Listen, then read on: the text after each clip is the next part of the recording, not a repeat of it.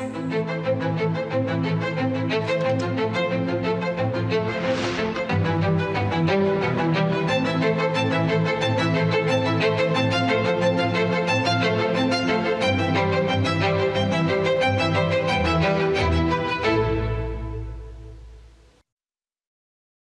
ప్రియమైన దేశవాసులారా, మన్ కీ బాత్లో మీ అందరితో మమేకమవడం, మీ అందరి నుండి నేర్చుకోవడం, దేశ ప్రజల విజయాల గురించి తెలుసుకోవడం నిజంగా నాకు చాలా ఆనందకరమైన అనుభూతిని ఇస్తుంది. మన విషయాలను ఒకరితో ఒకరం పంచుకుంటూ, మన మనసులోని మాట చెప్పుకుంటూ ఉండగా మనకు తెలియకుండానే ఈ కార్యక్రమం 125 ఎపిసోడ్లను పూర్తి చేసుకుంది. ఈ కార్యక్రమం యొక్క 126వ ఎపిసోడ్ అవటంతో పాటుగా ఈ రోజుకు మరి కొన్ని ప్రత్యేకతలు కూడా ఉన్నాయి. నేడు భారతదేశానికి చెందిన ఇద్దరు గొప్ప మహానుభావుల జయంతి. నేను మాట్లాడుతున్నది షహీద్ భగత్ సింగ్ మరియు లతా దీదీల గురించి. మిత్రులారా, అమరవీరుడు భగత్ సింగ్ ప్రతి భారతీయుడికి, ముఖ్యంగా దేశ యువతకు ఒక స్ఫూర్తిపుంజం. ఆయన స్వభావంలో అణువణువున నిర్భీతి నిండి ఉంది. దేశం కోసం ఉరికంబం ఎక్కే ముందు భగత్ సింగ్ గారు ఆంగ్లేయులకు ఒక లేఖ కూడా రాశారు. ఆయన ఆ లేఖలో ఆయనను, ఆయన సహచరులను యుద్ధ ఖైదీలుగా పరిగణించాలని పేర్కొన్నారు. అందువల్ల వారిని ఉరితీయకుండా నేరుగా కాల్చి చంపాలని కోరారు. ఇది ఆయన అజేయమైన సాహసానికి నిదర్శనం. భగత్ సింగ్ గారు ప్రజల బాధల పట్ల కూడా చాలా సున్నితంగా ఉండేవారు. ఇంకా వారికి సహాయం చేయడానికి ఎల్లప్పుడూ ముందుండేవారు. నేను షహీద్ భగత్ సింగ్ గారికి గౌరవపూర్వకంగా శ్రద్ధాంజలి ఘటిస్తున్నాను. మిత్రులారా, ఈరోజు లతా మంగేష్కర్ గారి జయంతి కూడా. భారతీయ సంస్కృతిపై, సంగీతంపై ఆసక్తి ఉన్న ఎవరైనా ఆమె పాటలను విని పరవశించకుండా ఉండలేరు. మానవ భావోద్వేగాలను కదిలించే ప్రతి అంశం ఆమె పాటలలో ఉంది. ఆమె పాడిన దేశభక్తి గీతాలు ప్రజలకు ఎంతో ప్రేరణను ఇచ్చాయి. భారత సంస్కృతితో కూడా ఆమెకు గాఢమైన అనుబంధం ఉంది. నేను లతా దీదీకి నా హృదయపూర్వక శ్రద్ధాంజలి ఘటిస్తున్నాను. మిత్రులారా, లతా దీదీకి స్ఫూర్తిని అందించిన మహానుభావులలో వీర్ సావర్కర్ కూడా ఒకరు. ఆయన్ను ఆమె తాత్య అని పిలిచేవారు. ఆమె వీర్ సావర్కర్ గారి అనేక గీతాలకు కూడా తన స్వరాన్ని అందించారు. లతా దీదీతో నాకున్న ఆప్యాయతానుబంధం ఎప్పటికీ నిలిచి ఉంటుంది. ఆమె ప్రతి సంవత్సరం నాకు తప్పకుండా రాఖీ పంపేవారు. నాకు గుర్తుంది, మరాఠీ సుగమ సంగీత దిగ్గజం సుధీర్ ఫడ్కే గారు లతా దీదీని మొట్టమొదటిసారిగా నాకు పరిచయం చేశారు. అప్పుడు నేను లతా దీదీతో అన్నాను, మీరు పాడి. సుధీర్ గారు స్వరపరిచిన జ్యోతి కలశ్ చలకే పాట నాకు చాలా ఇష్టమని. మిత్రులారా, మీరు కూడా నాతో పాటు ఈ పాటను ఆస్వాదించండి.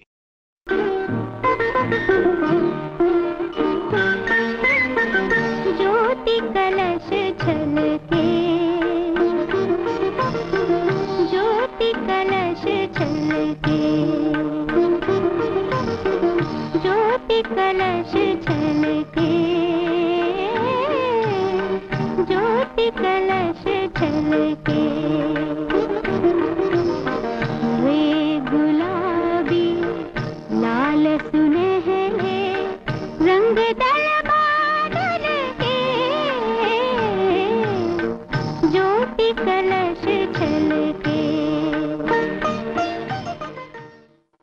నా ప్రియమైన దేశవాసులారా, ఈ నవరాత్రుల రోజులలో మనం శక్తిని ఆరాధిస్తాము. మనం నారీ శక్తి ఉత్సవాన్ని జరుపుకుంటాం. బిజినెస్ నుండి స్పోర్ట్స్ వరకు, విద్య నుండి విజ్ఞానం వరకు, మీరు ఏ రంగాన్ని తీసుకున్నా కూడా ఈ దేశపు పుత్రికలు ప్రతిచోట తమ విజయ పతాకాన్ని ఎగురవేస్తున్నారు.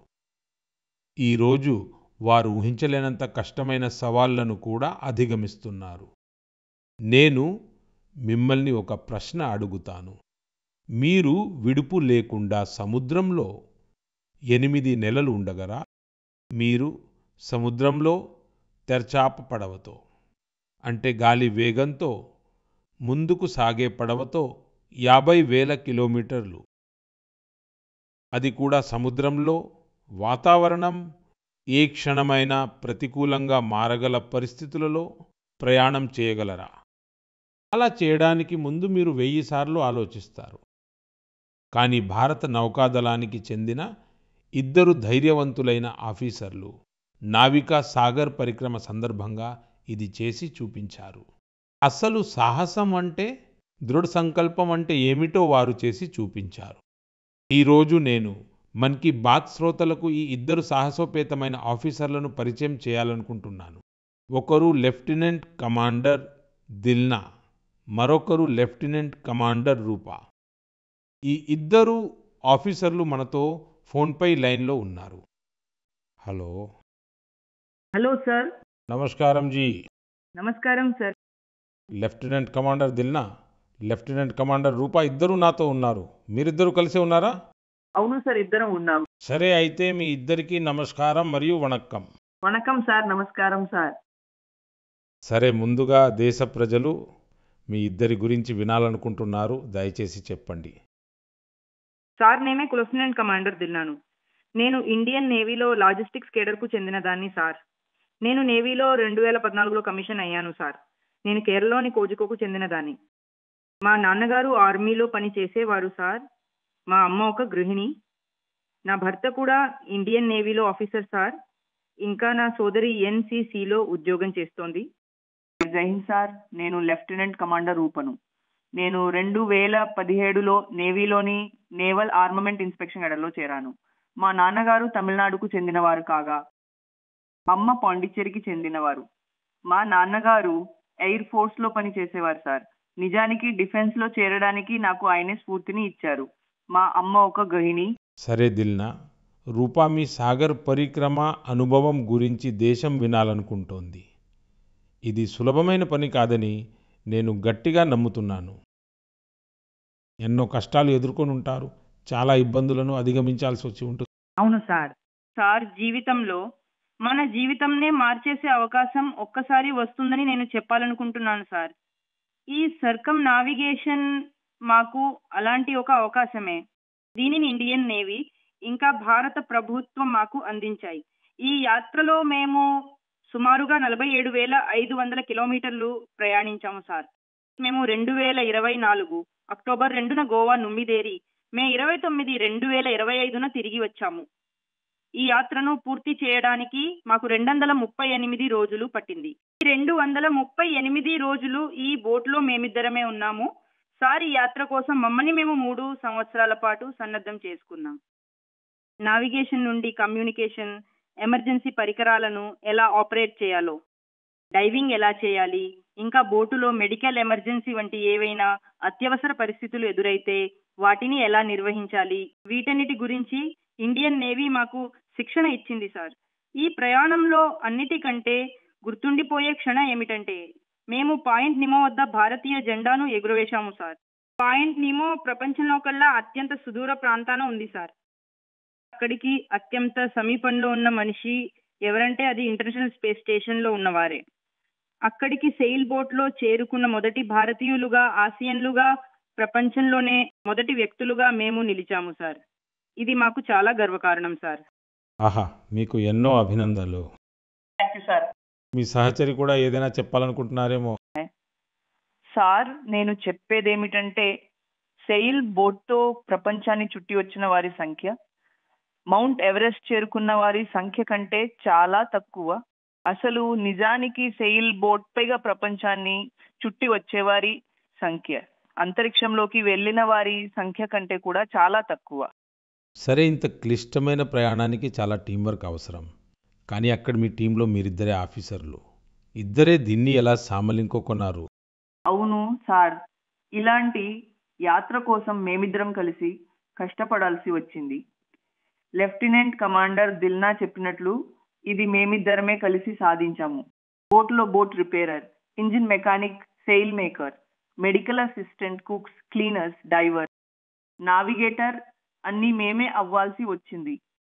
ఇది సాధించడంలో ఇండియన్ నేవీ పాత్ర ఎంతో ఉంది.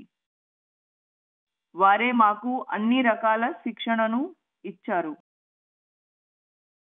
నిజానికి సార్ మేము 4 సంవత్సరాలుగా కలిసి ప్రయాణిస్తున్నాము. కాబట్టి ఒకరి బలాలు బలహీనతలు మాకు బాగా తెలుసు.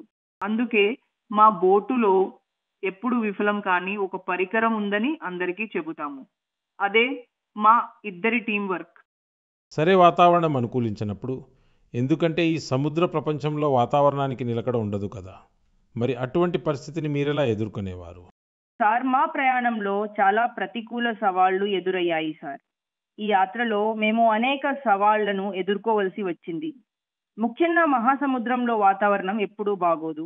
మేము 3 తుఫానులను కూడా ఎదుర్కోవలసి వచ్చింది. ఇంకా మా బోటు కేవలం 17 మీటర్ల పొడవు, 5 మీటర్ల వెడల్పు మాత్రమే ఉన్నది. అందువల్ల కొన్నిసార్లు 3 అంతస్తుల భవనం కంటే పెద్దవైన అలలు వచ్చేవి సార్. మా ప్రయాణంలో మేము తీవ్రమైన వేడిని, తీవ్రమైన చలిని రెండింటినీ ఎదుర్కొన్నాము. అంటార్కిటికాలో సార్ మేము ప్రయాణిస్తుండగా 1 డిగ్రీ సెల్సియస్ ఉష్ణోగ్రతను, గంటకు 90 కిలోమీటర్ల వేగపు గాలిని రెండింటినీ మేము ఒకేసారి ఎదుర్కోవాల్సి వచ్చింది. ఆ చలిలో మమ్మల్ని మేము కాపాడుకోవడానికి 6 పొరల బట్టలు వేసుకునే వాళ్ళం. దక్షిణ మహాసముద్రం మొత్తం మేము అలాంటి 7 పొరల దుస్తులతోనే ప్రయాణించాము సార్. కొన్నిసార్లు గ్యాస్ స్టవ్ దగ్గర మా చేతులను వేడి చేసుకునే వాళ్ళం సార్. మరికొన్నిసార్లు ఇలాంటి పరిస్థితులు కూడా, గాలి అస్సలు ఏమాత్రం లేనప్పుడు మేము తెరచాపను పూర్తిగా దించేసి నీటి వేగంతో పోతూ ఉండేవాళ్ళం. అలాంటి పరిస్థితులు నిజానికి మా సహనానికి పరీక్ష అయ్యేవి సార్.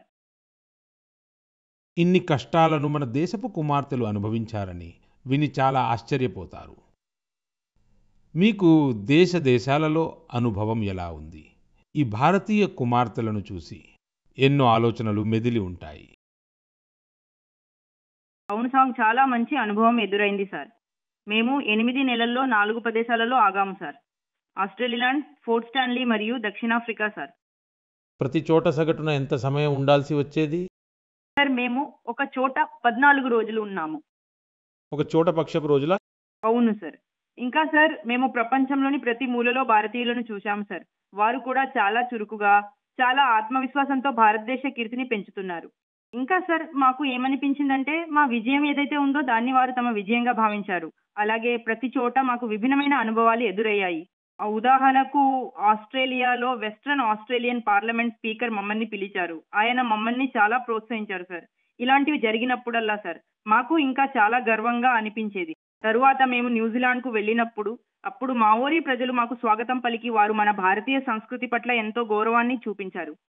ఇంకా ఒక ముఖ్యమైన విషయం ఏంటంటే సార్, ఫోర్ట్ స్టాన్లీ ఒక మారుమూల ద్వీపం సార్. అది దక్షిణ అమెరికా దగ్గర ఉంది. అక్కడ మొత్తం జనాభా కేవలం 3500 మాత్రమే సార్.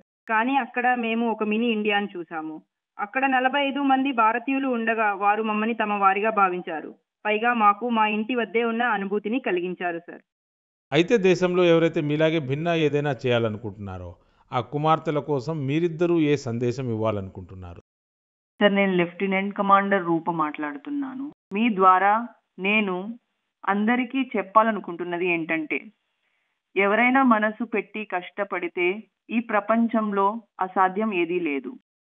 మీరు ఎక్కడి నుండి వచ్చారు, ఎక్కడ పుట్టారు అనేది ముఖ్యం కాదు సార్. మా ఇద్దరి కోరిక ఏమిటంటే, భారతదేశ యువత మరియు మహిళలు పెద్ద కలలు కనాలి. ఇంకా భవిష్యత్తులో రక్షణ రంగంలో అందరూ అమ్మాయిలు, మహిళలు క్రీడలో, సాహస కార్యకలాపాలలో పాల్గొని దేశ్ కీర్తిని పెంచాలి. ఆ దిల్నా మరియు రూప మీ మాటలు విని మీరు ఎంత పెద్ద సాహసం చేశారో అని నాకు కూడా ఎంతో ఉత్తేజంగా అనిపిస్తోంది. మీ ఇద్దరికీ నా తరపున చాలా చాలా ధన్యవాదాలు. నిశ్చయంగా మీ కష్టం, మీ విజయం, మీ సాధన దేశంలోని యువకులను, యువతులను ఎంతో ప్రేరేపిస్తుంది. ఇలాగే త్రివర్ణ పతాకాన్ని ఎగురవేస్తూ ఉండండి. భవిష్యత్ ప్రయత్నాల కోసం మీకు నా అనేకానేక శుభాకాంక్షలు. Thank you sir. చాలా చాలా ధన్యవాదాలు. వణక్కం, నమస్కారం. సార్, నమస్కారం సార్. మిత్రులారా, మన పండుగలు, ఉత్సవాలు భారత సంస్కృతిని సజీవంగా ఉంచుతాయి. ఛఠ్ పూజ అటువంటి ఒక పవిత్రమైన పండుగ. ఇది దీపావళి తర్వాత వస్తుంది. సూర్య భగవానుడికి అంకితం చేయబడిన ఈ మహాపర్వం చాలా విశిష్టమైనది. ఇందులో మనం అస్తమిస్తున్న సూర్యునికి కూడా అర్ఘ్యం ఇస్తాము. ఆయన్ని ఆరాధిస్తాము. ఛట్ కేవలం దేశంలోని వివిధ ప్రాంతాలలోనే కాక ప్రపంచవ్యాప్తంగా కూడా దీని శోభ కనిపిస్తుంది. నేడు ఇది ఒక గ్లోబల్ ఫెస్టివల్గా మారుతోంది. మిత్రులారా, భారత ప్రభుత్వం కూడా ఛట్ పూజ విషయంలో ఒక పెద్ద ప్రయత్నంలో నిమగ్నమై ఉందని మీకు తెలియజేయడానికి నేను చాలా సంతోషిస్తున్నాను. భారత ప్రభుత్వం ఛట్ మహాపర్వాన్ని యునెస్కో యొక్క ఇంటాంజిబుల్ కల్చరల్ హెరిటేజ్ లిస్ట్, అంటే యునెస్కో యొక్క సాంస్కృతిక వారసత్వ జాబితాలో చేర్పించడానికి ప్రయత్నిస్తోంది. ఛట్ పూజ యునెస్కో జాబితాలో చేరినప్పుడు ప్రపంచంలోని నలుమూలల ప్రజలు దీని వైభవాన్ని, దివ్యత్వాన్ని అనుభూతి చెందగలుగుతారు. మిత్రులారా, కొంతకాలం క్రితం భారత ప్రభుత్వ ఇలాంటి ప్రయత్నాల వల్లే కోల్కతా దుర్గా పూజ కూడా యునెస్కో యొక్క ఈ జాబితాలో భాగమైంది. మనం మన సాంస్కృతిక కార్యక్రమాలకు ఇలాగే ప్రపంచ గుర్తింపును అందిస్తే ప్రపంచం కూడా వాటి గురించి తెలుసుకుంటుంది, అర్థం చేసుకుంటుంది, వాటిలో పాల్గొనడానికి ముందుకు వస్తుంది. మిత్రులారా, అక్టోబర్ 2వ తేదీన గాంధీ జయంతి ఉంది. గాంధీజీ ఎల్లప్పుడూ స్వదేశీ వస్తువులనే వాడాలని నొక్కి చెప్పారు, మరియు వాటిలో ఖాదీ అత్యంత ప్రముఖమైనది. దురదృష్టవశాత్తు స్వాతంత్ర్యం తర్వాత ఖాదీ యొక్క శోభ కొంత మసకబారుతూ వచ్చింది. కానీ గడిచిన 11 సంవత్సరాలలో ఖాదీపై దేశ ప్రజల ఆకర్షణ చాలా పెరిగింది. గత కొన్ని సంవత్సరాలుగా ఖాదీ అమ్మకాలలో చాలా వేగం కనిపిస్తోంది. మీ అందరి నేను కోరేది ఏంటంటే, అక్టోబర్ 2వ తేదీన ఏదైనా ఒక ఖాదీ ఉత్పత్తిని తప్పకుండా కొనండి. గర్వంగా చెప్పండి, ఇది స్వదేశీ వస్తువు అని. దీనిని సోషల్ మీడియాలో వోకల్ ఫర్ లోకల్తో పాటు షేర్ కూడా చేయండి. మిత్రులారా, ఖాదీ లాగే మన చేనేత మరియు హస్తకళల రంగాలలో కూడా చాలా మార్పు కనిపిస్తోంది. ఈరోజు మన దేశంలో ఇలాంటి ఉదాహరణలు ఎన్నో మన ముందుకు వస్తున్నాయి. సంప్రదాయాన్ని, ఇన్నోవేషన్ని కలిపినట్లయితే అద్భుతమైన ఫలితాలు సాధించవచ్చని ఇవి తెలియజేస్తున్నాయి. ఉదాహరణకు, తమిళనాడుకు చెందిన యాజ్ న్యాచురల్స్.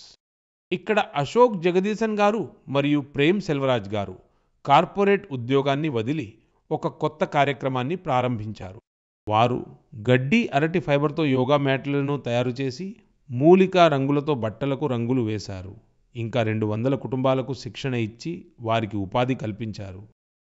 జార్ఖండ్కు చెందిన ఆశిష్ సత్యవ్రత్ సాహు గారు గిరిజన చేనేత మరియు వస్త్రాలను జోహర్ గ్రామ్ బ్రాండ్ ద్వారా గ్లోబల్ ర్యాంప్ వరకు తీసుకెళ్లారు.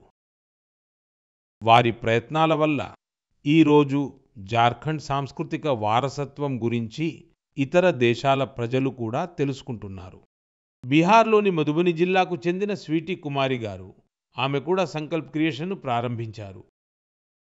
ఆమె మిథిలా పెయింటింగ్ను మహిళల జీవనోపాధికి సాధనంగా మార్చారు. ఈరోజు 500 కంటే ఎక్కువ మంది గ్రామీణ స్త్రీలు ఆమెతో కలిసి పనిచేస్తూ ఆత్మనిర్భరత మార్గంలో పయనిస్తున్నారు. ఈ విజయగాథలన్నీ మన సంప్రదాయాలలో ఆదాయానికి ఎన్నో మార్గాలు దాగి ఉన్నాయని మనకు నేర్పిస్తున్నాయి. సంకల్పం బలంగా ఉంటే విజయం మన నుండి దూరం కాదు. నా ప్రియమైన దేశవాసులారా, మరికొద్ది రోజుల్లో మనం విజయదశమిని జరుపుకోబోతున్నాము. ఈసారి విజయదశమి మరో కారణం వల్ల కూడా చాలా ప్రత్యేకమైనది. అదే రోజునాటికి రాష్ట్రీయ స్వయం సేవక్ సంఘ్ స్థాపించి 100 సంవత్సరాలు పూర్తవుతున్నాయి. శతాబ్ద కాలపు ఈ ప్రయాణం ఎంత అద్భుతమైనదో, అపూర్వమైనదో, అంతే స్ఫూర్తిదాయకమైనది. నేటికి 100 సంవత్సరాల క్రితం రాష్ట్రీయ స్వయం సేవక్ సంఘ్ స్థాపించబడినప్పుడు మన దేశం శతాబ్దాలుగా బానిసత్వపు సంకెళ్లలో బంధించబడి ఉంది. శతాబ్దాల ఈ బానిసత్వం మన స్వాభిమానాన్ని, ఆత్మవిశ్వాసాన్ని తీవ్రంగా దెబ్బతీసింది. ప్రపంచంలోనే అత్యంత పురాతన నాగరికత ముందు గుర్తింపు సంక్షోభం సృష్టించబడింది. దేశ ప్రజలు న్యూనతాభావానికి గురవుతున్నారు. అందువల్ల దేశ స్వాతంత్ర్యంతో పాటు దేశం సైద్ధాంతిక బానిసత్వం నుండి కూడా విముక్తి పొందడం చాలా ముఖ్యం. అటువంటి పరిస్థితులలో పరమ పూజ్య డాక్టర్ హెడ్గేవార్ గారు ఈ విషయంపై మదనం చేయడం ప్రారంభించారు. ఆ తర్వాత ఈ భగీరథ కార్యం కోసం వారు 1925లో విజయదశమి పవిత్ర సందర్భాన రాష్ట్రీయ స్వయం సేవక్ సంఘ్ను స్థాపించారు. డాక్టర్ సాహెబ్ తర్వాత పరమ పూజ్య గురూజీ ఈ రాష్ట్ర సేవ మహాయజ్ఞాన్ని ముందుకు నడిపించారు. పరమ పూజ్యులైన గురూజీ ఇలా అనేవారు: రాష్ట్రాయ స్వాహ, ఇదం రాష్ట్రాయ, ఇదం న మమ, అంటే ఇది నాది కాదు, విధి దేశానిది. ఇందులో స్వార్థానికి అతీతంగా దేశం కోసం అంకిత భావంతో ఉండాలనే ప్రేరణ ఉంది. గురూజీ గోల్వాల్కర్ గారి ఈ వాక్యం లక్షలాది మంది స్వయం సేవకులకు త్యాగం మరియు సేవా మార్గాన్ని చూపించింది. త్యాగం, సేవాభావం మరియు క్రమశిక్షణతో కూడిన బోధనే సంఘ్ యొక్క నిజమైన బలం. నేడు ఆర్ఎస్ఎస్ 100 సంవత్సరాలుగా అలసట లేకుండా, ఆగకుండా దేశ సేవలో నిమగ్నమై ఉంది. అందుకే మనం చూస్తాం, దేశంలో ఎక్కడ ప్రకృతి వైపరీత్యం సంభవించిన ఆర్ఎస్ఎస్ స్వయం సేవకులు అందరికంటే ముందుగా అక్కడికి చేరుకుంటారు. లక్షలాది మంది స్వయం సేవకుల జీవితంలోని ప్రతి పనిలో, ప్రతి ప్రయత్నంలో రాష్ట్ర ప్రథం, నేషన్ ఫస్ట్ అనే ఈ భావన ఎల్లప్పుడూ సర్వోన్నతంగా ఉంటుంది. దేశ సేవ అనే ఈ మహాయజ్ఞంలో తమను తాము అంకితం చేసుకుంటున్న ప్రతి స్వయం సేవకుడికి నా శుభాకాంక్షలు తెలియజేస్తున్నాను. నా ప్రియమైన దేశవాసులారా, వచ్చే నెల అక్టోబర్ 7వ తేదీన వాల్మీకి మహర్షి జయంతి ఉంది. మనందరికీ తెలుసు, వాల్మీకి మహర్షి భారతీయ సంస్కృతికి ఎంత గొప్ప ఆధారమో. భగవంతుడు శ్రీరాముని అవతార కథలను మనకు ఇంత వివరంగా పరిచయం చేసింది వాల్మీకి మహర్షియే. ఆయన మానవాళికి రామాయణం వంటి అద్భుతమైన గ్రంథాన్ని అందించారు. మిత్రులారా, రామాయణానికి ఈ ప్రభావం, అందులో ఇమిడి ఉన్న శ్రీరాముని ఆదర్శాలు మరియు విలువల వల్లే వచ్చింది. శ్రీరాముడు సేవ, సామరస్యం, కరుణలతో అందరినీ ఆలింగనం చేసుకున్నారు. అందుకే వాల్మీకి మహర్షి రామాయణంలోని రాముడు మాతా శబరి మరియు నిషాదరాజుతోనే పరిపూర్ణుడు అవడం మనం చూస్తాం. అందుకే మిత్రులారా, అయోధ్యలో రామాలయ నిర్మాణం జరిగినప్పుడు దానితో పాటు నిషాదరాజుకు, వాల్మీకి మహర్షికి కూడా ఆలయాలు నిర్మించబడ్డాయి. మిమ్మల్ని నేను అభ్యర్థిస్తున్నాను, మీరు కూడా అయోధ్యలో రామలల్లా దర్శనానికి వెళ్ళినప్పుడు వాల్మీకి మహర్షి ఆలయాన్ని, నిషాదరాజ్ ఆలయాన్ని తప్పక దర్శించుకోండి. నా ప్రియమైన దేశ ప్రజలారా, కళ, సాహిత్యం, సంస్కృతులలో ఉండే అత్యంత ప్రత్యేకమైన విషయం ఏమిటంటే అవి ఏ ఒక్క పరిధికి పరిమితమై ఉండవు. వాటి సువాసన అన్ని సరిహద్దులను దాటి ప్రజల మనసులను తాకుతుంది. ఇటీవల ప్యారిస్లో సెంటర్ మండప్ అనబడే ఒక సాంస్కృతిక సంస్థ 50 సంవత్సరాలను పూర్తి చేసుకుంది. ఈ సెంటర్ భారతీయ నృత్యాన్ని ప్రాచుర్యంలోకి తీసుకురావడంలో గుర్తించదగిన తోడ్పాటును అందించింది. దీనిని మిలేనా సాల్విని స్థాపించారు. ఆమెను కొన్ని సంవత్సరాల క్రితం పద్మశ్రీతో సత్కరించారు. నేను సెంటర్ మండపంతో అనుబంధం ఉన్న ప్రతి ఒక్కరికి అభినందనలు తెలియజేస్తూ ఇంకా వారి భవిష్యత్ ప్రయత్నాలకు శుభాకాంక్షలు తెలుపుతున్నాను. మిత్రులారా, ఇప్పుడు నేను మీకు 2 చిన్న ఆడియో క్లిప్లను వినిపిస్తాను. వీటిని శ్రద్ధగా వినండి. దయాలు సితకిన్ సితనా మినిహ కౌరుందో మసబందే మినిహ మినిహ గన సొందినే నేను వెదో బింద కుదుసితువే దయాలు సితకిన్ సితనా మినిహ కౌరుందో మసబందే మినిహ మినిహ గన సొందినే. ఇప్పుడు 2వ క్లిప్ కూడా వినండి. மனிதன் மனிதனுக்காயில்லையே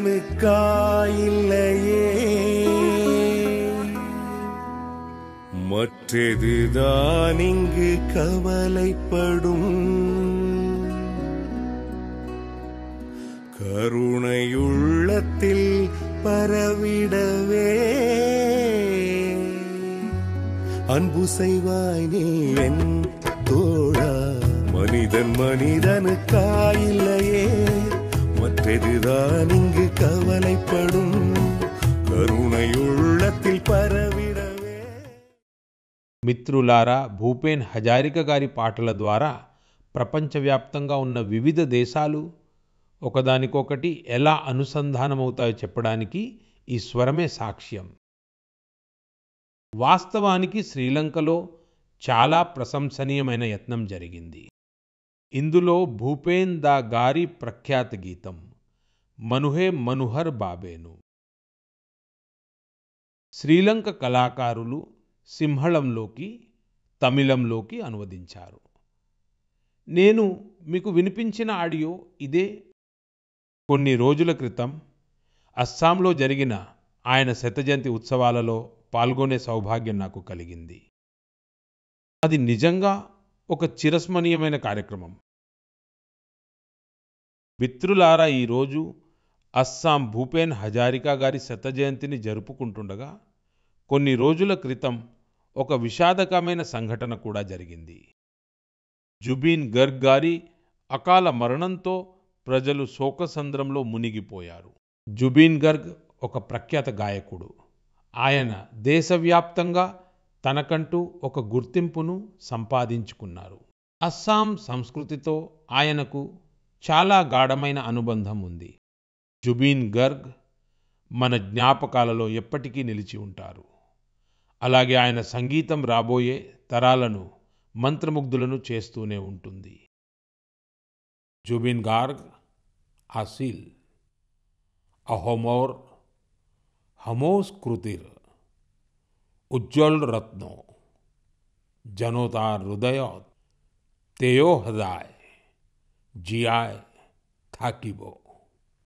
మిత్రులారా, కొన్ని రోజుల క్రితం మన దేశం ఒక గొప్ప మేధావి, చింతకుడు అయిన ఎస్ఎల్ భైరప్ప గారిని కూడా కోల్పోయింది. నాకు భైరప్ప గారితో వ్యక్తిగతంగా పరిచయం కూడా ఉంది. మా మధ్య అనేక సందర్భాలలో వివిధ విషయాలపై లోతైన చర్చలు జరిగాయి. ఆయన రచనలు యువతరం ఆలోచనలకు దిశానిర్దేశం చేస్తూనే ఉంటాయి. కన్నడంలో ఆయన రాసిన అనేక రచనలకు అనువాదాలు కూడా అందుబాటులో ఉన్నాయి. మన మూలాల గురించి, సంస్కృతి గురించి గర్వపడటం ఎంత ముఖ్యమో ఆయన మనకు తెలియజేశారు. నేను ఎస్ఎల్ భైరప్ప గారికి నా హృదయపూర్వక శ్రద్ధాంజలి ఘటిస్తూ యువత ఆయన రచనను చదవాలని కోరుకుంటున్నాను. నా ప్రియమైన దేశ ప్రజలారా, రాబోయే రోజుల్లో ఒకదాని వెంట ఒకటిగా పండుగలు, వేడుకలు రాబోతున్నాయి. ప్రతి పండుగకు మనం చాలా షాపింగ్ చేస్తాము. ఇంకా ఈసారి జిఎస్టీ బచత్ ఉత్సవ్ కూడా నడుస్తోంది. మిత్రులారా, ఒక సంకల్పం తీసుకోవడంతో మీరు మీ పండుగలను మరింత ప్రత్యేకం చేసుకోవచ్చు. ఈసారి పండుగను కేవలం స్వదేశీ వస్తువులతోనే జరుపుకోవాలని మనం సంకల్పించుకుంటే చూడండి, మన ఉత్సవాల శోభ ఎన్నో రెట్లు పెరుగుతుంది. వోకల్ ఫర్ లోకల్ను మీ కొనుగోలుకు మంత్రంగా చేసుకోండి. దేశంలో తయారైన దానినే కొంటామని ఎల్లప్పటికీ నిశ్చయించుకోండి. మన దేశ ప్రజలు తయారు చేసిన దాన్నే ఇంటికి తీసుకువెళ్తామని, దేశ పౌరుడి శ్రమ కలిగిన వస్తువునే ఉపయోగిస్తామని. మనం అలా చేసినప్పుడు మనం కేవలం ఓ వస్తువును కొనడం లేదు, మనం ఒక కుటుంబపు ఆశను ఇంటికి తీసుకువస్తాము. ఇంకా ఒక చేతివృత్తి కళాకారుడి శ్రమను గౌరవిస్తాము. ఒక యువ స్టార్టప్ స్థాపకుడు కలలకు రెక్కలు తొడుగుతాము. మిత్రులారా, పండుగల సమయంలో మనమందరం మన ఇళ్లను శుభ్రం చేయడంలో నిమగ్నమవుతాము. కానీ పరిశుభ్రత కేవలం ఇంటి 4 గోడలకే పరిమితం కాకూడదు. వీధివాడ, బజారు, గ్రామం, ఇలా ప్రతి చోట పరిశుభ్రత మన బాధ్యత కావాలి. మిత్రులారా, మన దగ్గర ఈ సమయం అంతా పండుగల సమయమే. అలాగే దీపావళి ఒక విధంగా మహోత్సవం అవుతుంది. నేను మీ అందరికీ రాబోయే దీపావళికి కూడా అనేక శుభాకాంక్షలు తెలియజేస్తున్నాను. కానీ దానితో పాటు నేను మళ్ళీ పునరుద్ఘాటిస్తాను. మనకు స్వయం సమృద్ధి ఉండాలి, దేశానికి స్వయం సమృద్ధి చేకూర్చాల్సిందే. ఇంకా ఆ మార్గం స్వదేశీ ద్వారానే ముందుకు సాగుతుంది. మిత్రులారా, మన్ కీ బాత్లో ఈసారికి ఇంతే.